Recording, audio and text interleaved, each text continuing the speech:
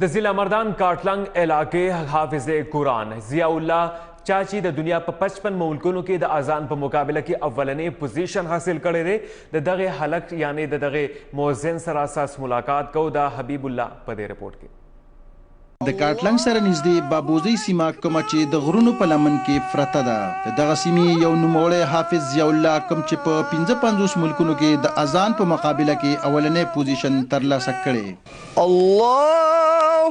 اکبر الله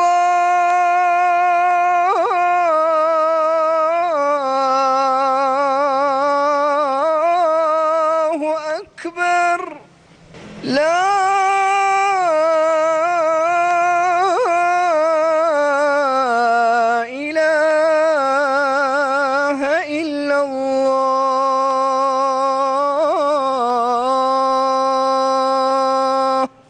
اذان دغه مقابله په دوبۍ کې په سرکاري توګه منعقد شوی و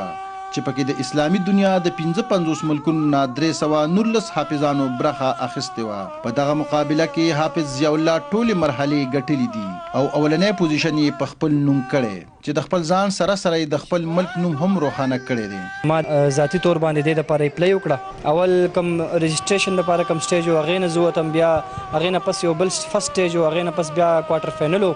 بیا سیمی فاینل کې چې کوم مونږ تقریبا داسې 50-55 کسان پاتې شو او دا کسان چې کومو دا مختلف کنټری سره د تعلق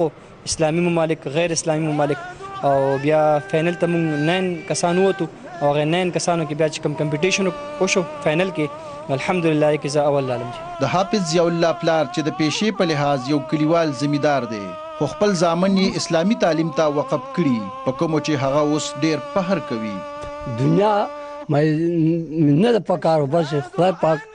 هغه ځای جان نه خوښ کی پوه شو دوی چې کوم انعام حاصل کو یا کوم اعزاز حاصل کو نو دا خو د دوبۍ لحاظ سره ښه اعزازي دی او بل خپل ملک لحاظ سره ښه دی او کوم چې مثال بیا زموږ ملک کې صوبه داسې بیا تحصیل کاټلنګ یا بابوزی هغې سره ښه دی